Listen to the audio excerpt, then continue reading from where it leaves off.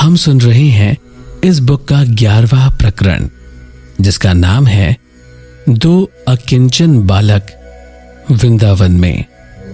मेरे भाई अनंत दा ने सशर्त बिना किसी पैसे के मेरी परीक्षा लेने के लिए मुझे और मेरे मित्र जितेंद्र को वृंदावन की ट्रेन में चढ़ा दिया था। हमारे पास न खाने के पैसे थे, न वापस आने के। न हम भिक्षा मांग सकते थे, न ही किसी को अपनी स्थिति के बारे में कुछ बता सकते थे। हम दोनों पूर्णतः भगवान भरोसे थे।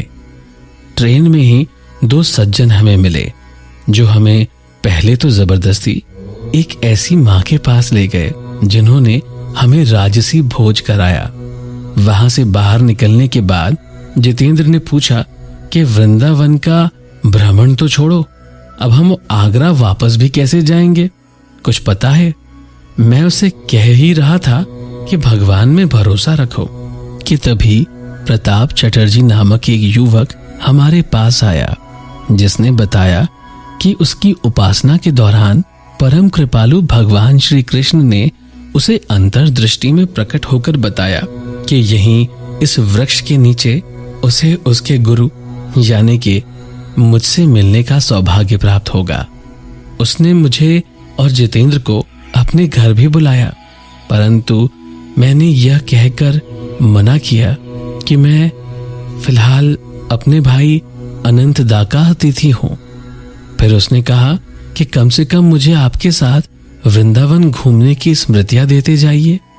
उस युवक ने एक घोड़ा गाड़ी रुकवाई और हम लोगों ने मदन मोहन मंदिर और कुछ अन्य कृष्ण मंदिरों में जाकर दर्शन किया।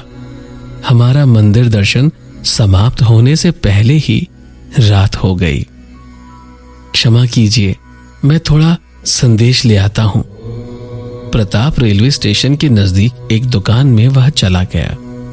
जितेंद्र और मैं उस चौड़ी सड़क पर, जो उस समय कुछ ठंडक के कारण भीड़ से भर गई थी, टहलने लगे।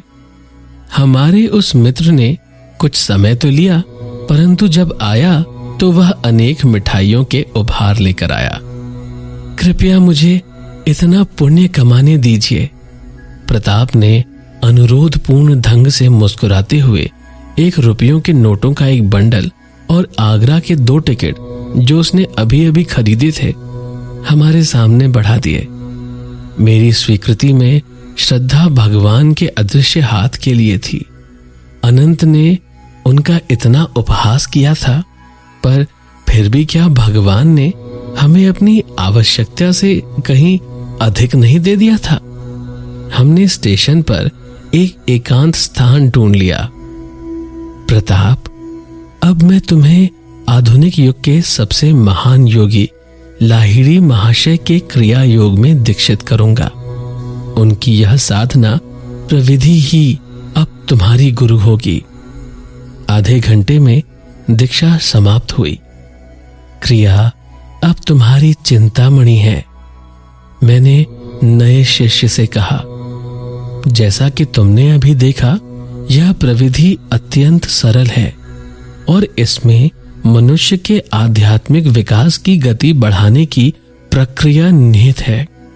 हिंदू शास्त्र कहते हैं कि जन्म लेने वाली आत्मा को माया से मुक्त होने के लिए 10 लाख वर्ष लगते हैं। यह प्राकृतिक अवधि योग के अभ्यास से बहुत घट जाती है। जैसे पौधे की विकास गति को उसकी प्राकृतिक गति से कहीं अधिक बढ़ाया जा सकता है, जैसा कि सर जगदीश चंद्र बोस ने प्रदर्शित कर दिया है। वैसे ही मनुष्य के मनोवैज्ञानिक विकास की गति को भी वैज्ञानिक तरीके से बढ़ाया जा सकता है। निष्ठा पूर्वक साधना करो, तुम समस्त गुरुओं के गुरु के पास पहुंच जाओगे। इस चिर इच्छित यौगिक कुंजी को पाकर मैं जैसे दूसरे लोकों में पहुंच गया हूं।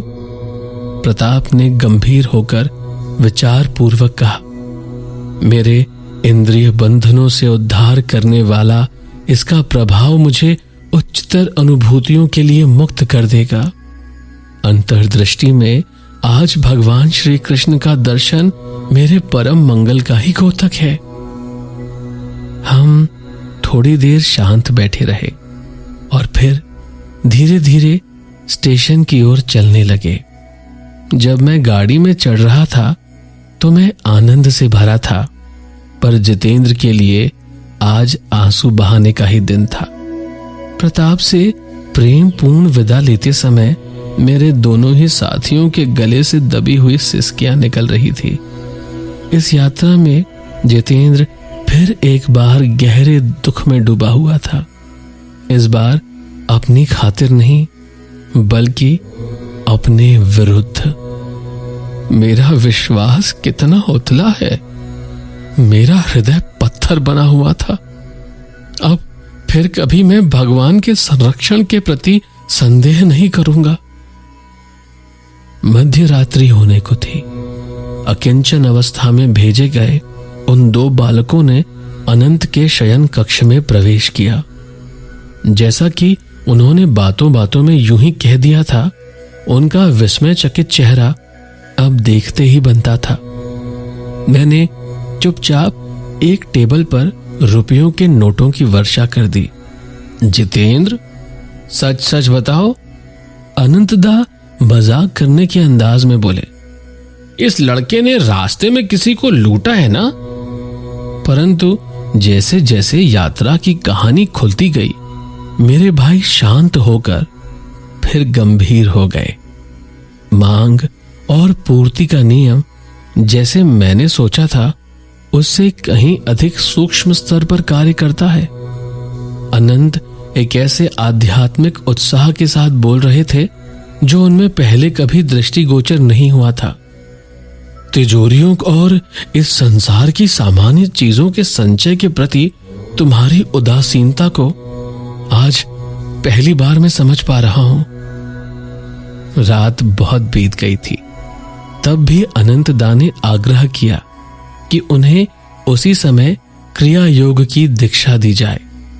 गुरु मुकुंद को एक ही रात में 2 अनचाहे शिष्यों की जिम्मेदारी अपने कंधों पर लेनी पड़ी। फिर क्या हुआ जानेंगे अगले एपिसोड में।